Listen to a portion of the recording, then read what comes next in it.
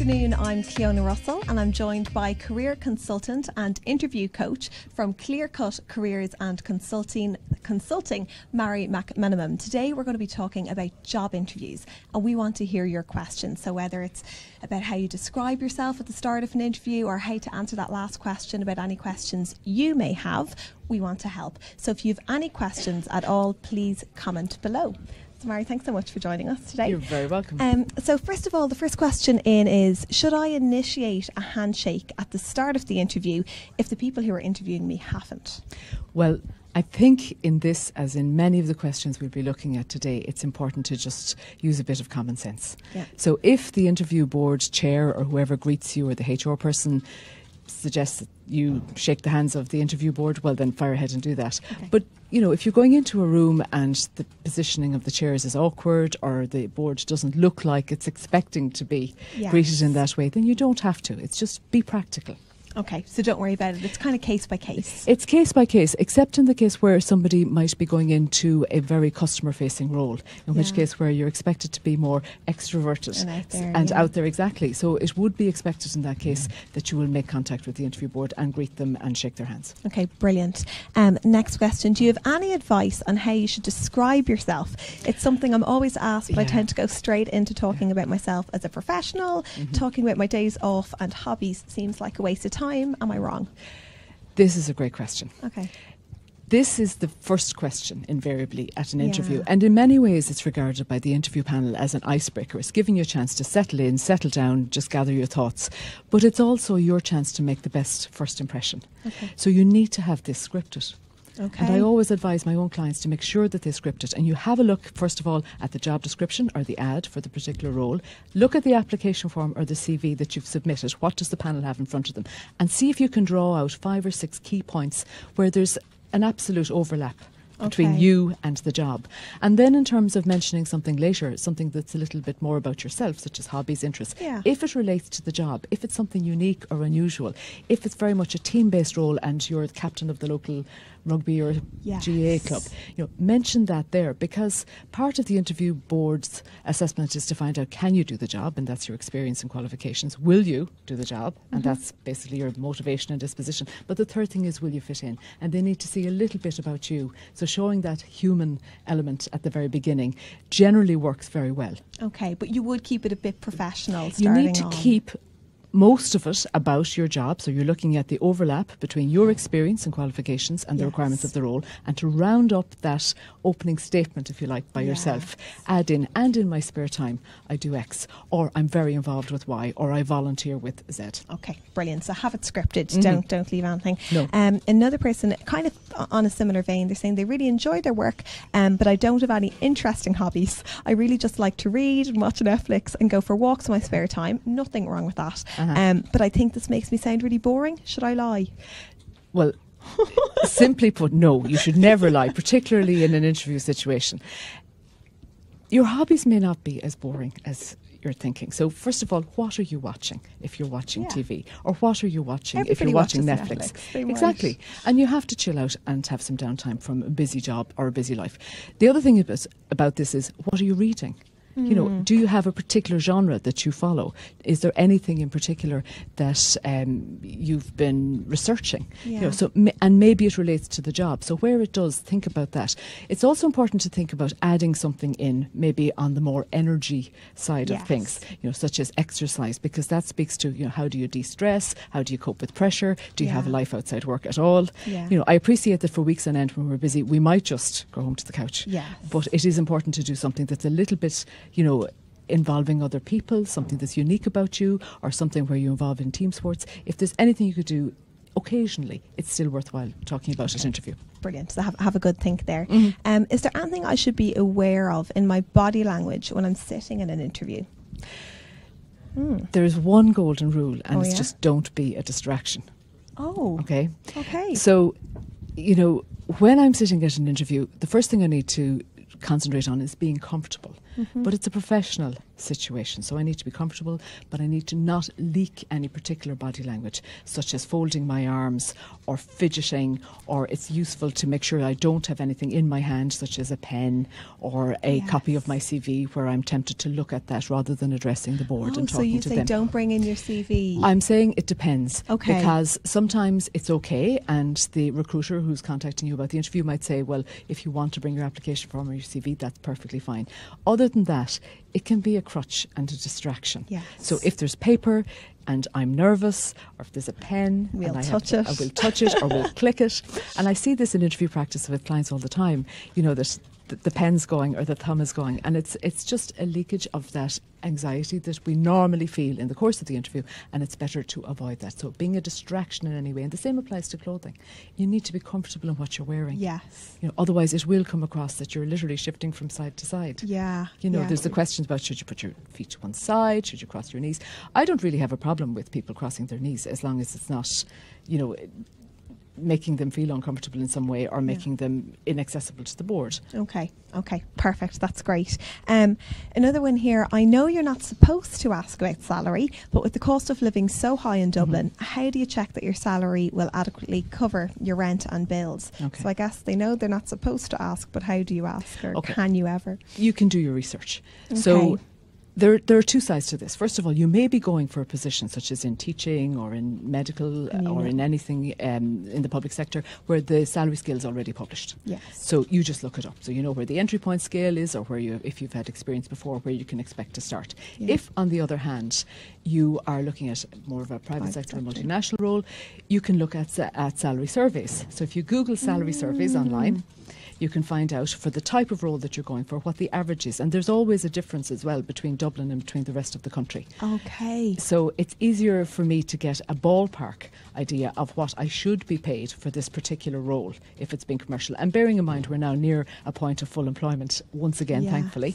Yes. So salaries are becoming more competitive as the talent pool reduces and there are fewer people. Great. So that's one thing you could do. The other thing you can do is you can inquire if you go through a recruitment agency. You can inquire what the salary scale approximately is. But the third thing I'll say is don't be put off by the published or by the advised salary scale, because there could be other perks and benefits that could be worth real money to you. So it's important to get the full picture.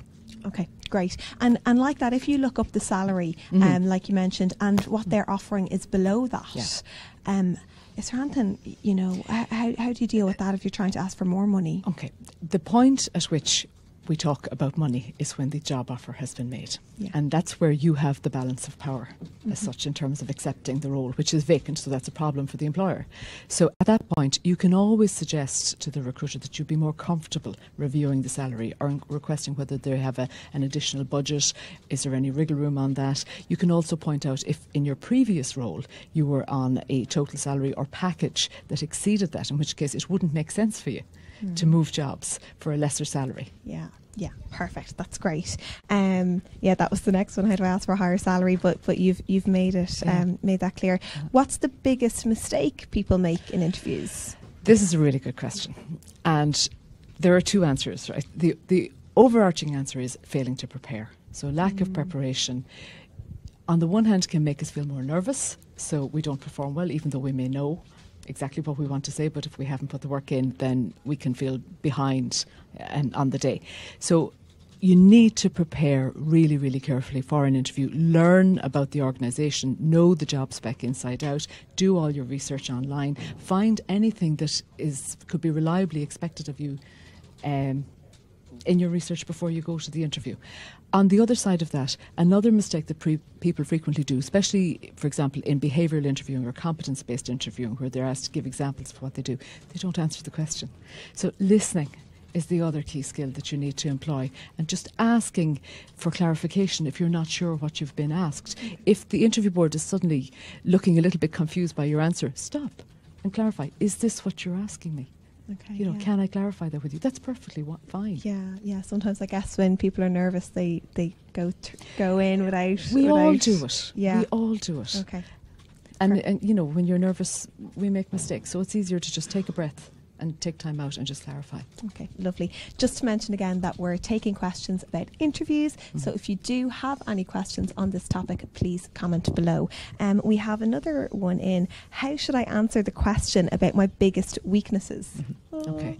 I hate that one. This is a horror question for interview candidates, and it always has been. And it's almost like a traditional interview question, and we feel as if we're being caught out if we try and answer it. The most important thing is not to score any own goals. Okay. So the object of the exercise is maybe to highlight something that was an issue at some point, that you identified or that you took constructive feedback about and did something about it. So, for example, if your IT skills are not up to speed, you went off and did an intermediate Excel program. If you feel that you're in a role in marketing where your exposure to social media platforms is not as you would wish it to be, then you decided you're going to do an evening course, or your employer may support you to do that. So it's useful to find out something that was a problem, mention it and show how you've moved on or how you've addressed it. And just one thing to say on this, that the weakness question is now being more and more referred to as an area for development. So if you're asked at an interview, this can be confusing for candidates, and if they're asked, do you have any areas for development, it's the weakness question. Okay, right. Because it's been around so long, exactly. They've come up with a different way to ask it. Okay. If I don't know the answer to a specific work question in the interview, am I better off being honest or winging it and explaining that I check before I do anything I was unsure of in an actual work setting? Okay. There are two sides to this. Yeah. Okay. If on the one hand I don't know something and I'm expected to know it, and it was part of my preparation, or it's part of my technical competence as a professional, whether it's in law or if it's in administration or it's whatever area it is, if I don't know something that I should know, that's not good. That's not good. Okay, so I need to do my preparation. It harks back to what I said a little earlier. However, if I'm asked something that's somewhat of a scenario question, or let's say since I left college or since I left my course or school, I've been in a particular type of business and I haven't had exposure to something, it's perfectly fine to say that. I can't be expected to know everything if the new business that I'm applying to is different in some way. So it's perfectly fine to say, look, in my role I've done ABC, I haven't had the opportunity yet, but I'm a very fast learner, or I'd be willing to undertake further training, and I don't think it'll be a problem. It's always important to be honest, and that's something that's going to be recognised by the interview board. Okay, brilliant. When asked, where do you see yourself in 5 years' time, is it a good idea to say in that company? It depends on the job. Okay. So if you're doing a 6-month internship, and you do want a career with them, it's important to highlight that you want to come back. If, on the other hand, it's a short fixed-term contract for a major event, well, it may not be appropriate. What is important to say, where there is the opportunity for you to remain and develop a career with the organisation, is to say that you hope to remain with the organisation, you hope to take on additional responsibilities, it's your plan to advance your career with them, and you hope that that'll work out, because that speaks to your motivation for working with them. And this is part of it as well, because organisations want you to work for them. You want a job. Yes. Okay. But it has to be this job. It has to be the job that you're applying for. So when they hear that you're thinking and building them into your future, it does come across in a positive way. So it's so important to prepare for each interview. Absolutely. I mean, even if you're going for the same role in different companies, you kind of need to totally redo it with them in mind. Absolutely, because you mentioned earlier about one of the mistakes. One of the key mistakes I hear back from colleagues who do a lot of interviewing is that the candidate didn't mention or didn't highlight to the board that it was this job that they wanted in this company, and why. So it kind of sounds obvious they just want a job in a job. Company. Exactly.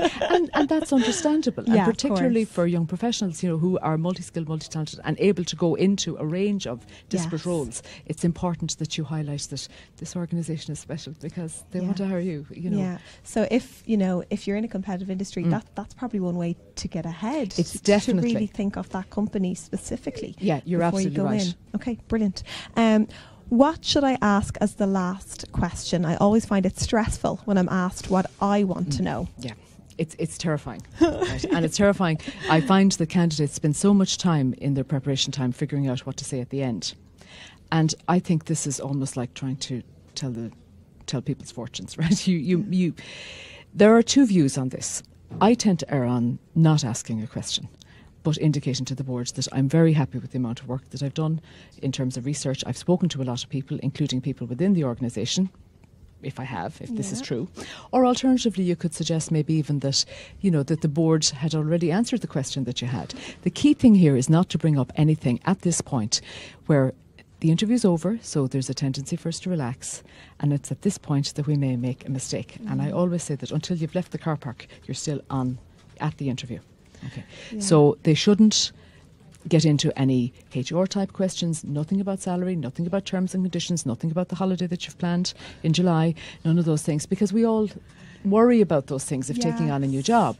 So it's important to, I suppose, just try and leave as quickly as possible without showing that you're trying to exit, and not ask anything that could be about what's in this for me. Okay, brilliant. We actually just got a comment in there saying, and it's touching on what you mentioned there, I've heard that if you already know someone in the company, you should bring it up in the interview. Is this a good idea? So I guess what you were saying there about if you've spoken to people in the company, showing your knowledge that you've reached out. Yeah. So in that instance, I guess it is. Right? Absolutely. In that instance it is. In some roles you will find, for example, in more public sector type roles, we would say canvassing will disqualify. So mentioning that you have been speaking with individuals internally in the organisation mightn't work in those situations. So to be aware of the type of role and be mindful of that, exactly.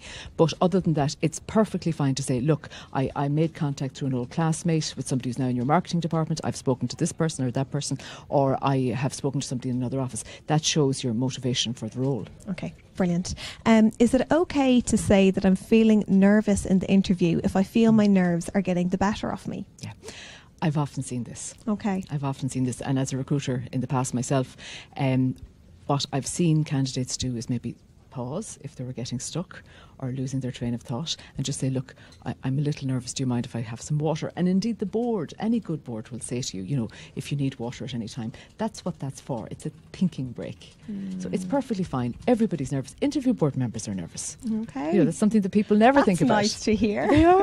They are, and they can be, particularly when they're new to the role. So you just, at the end of the day, it's a number of people sitting around a table trying to solve a problem where there's a vacancy, and we need to kind of take a lot of the fear and the myths away from that, because it really is about having a conversation.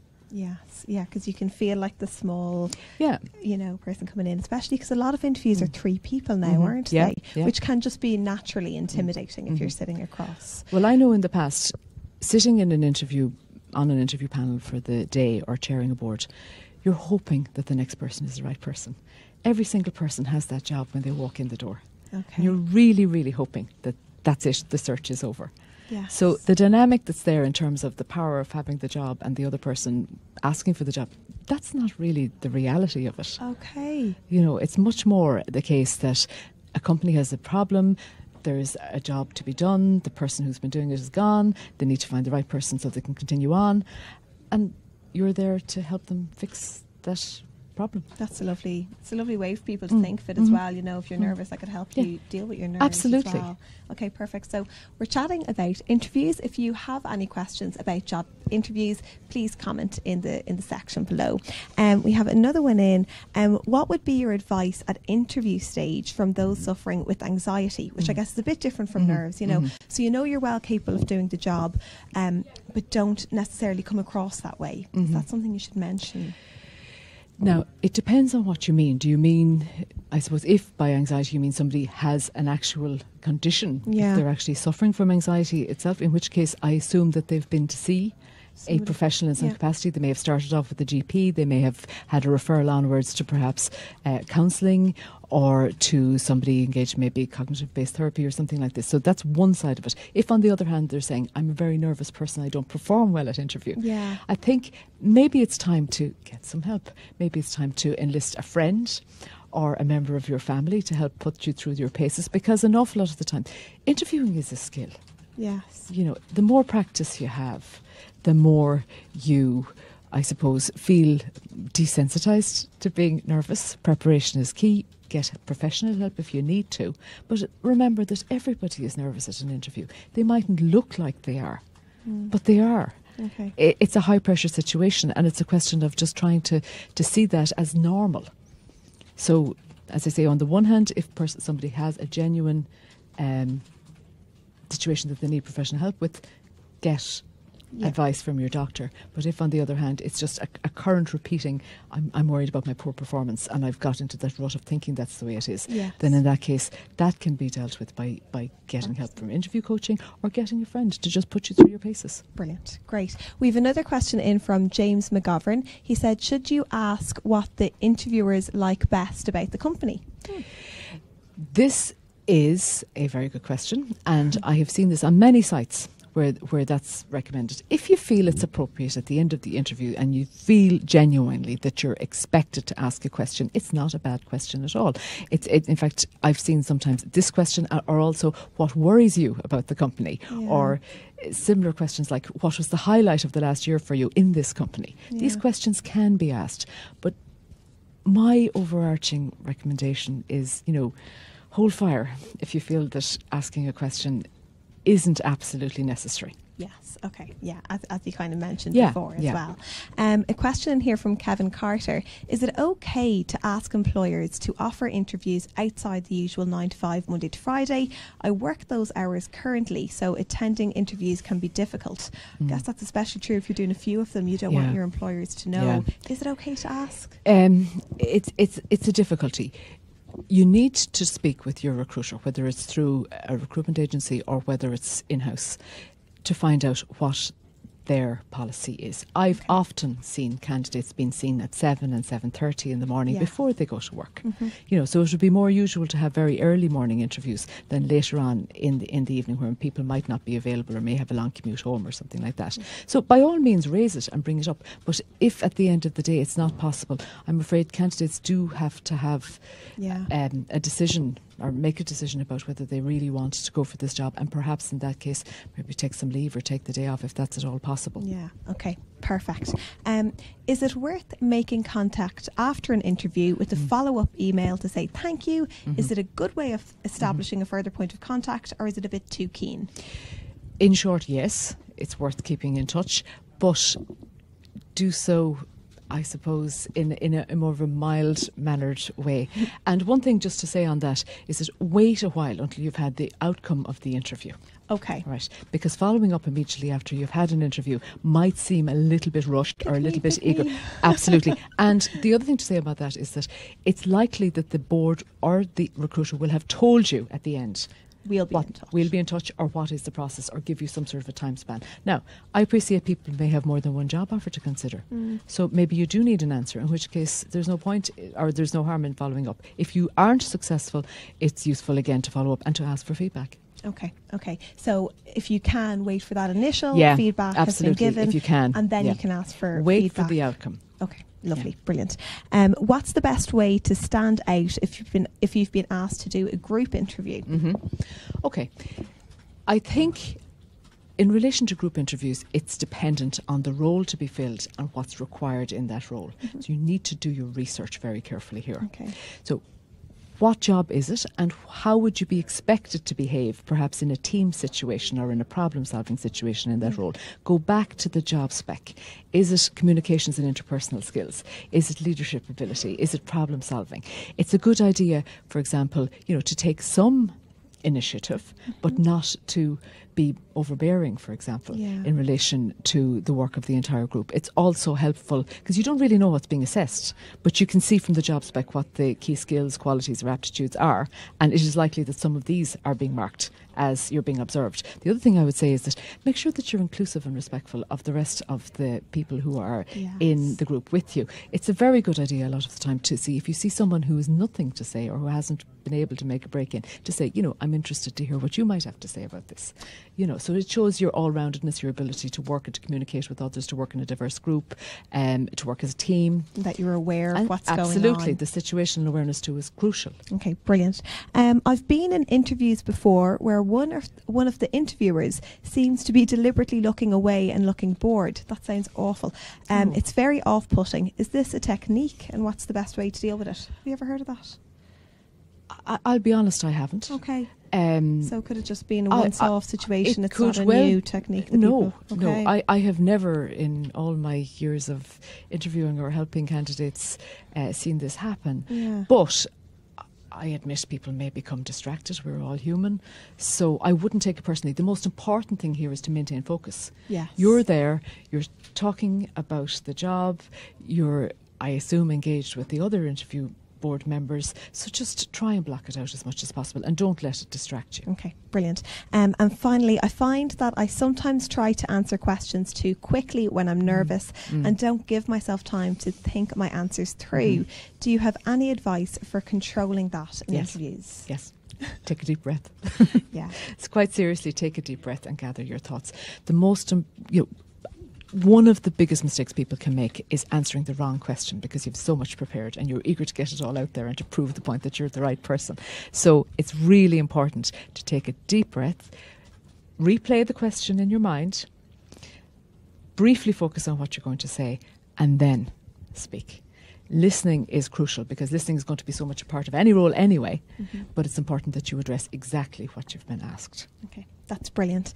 That's all we have time for today. Thank you to Mary McManamon from Clear Cut Careers and Consulting for joining us Cleona. and for all your questions that you got in. Thank you very much.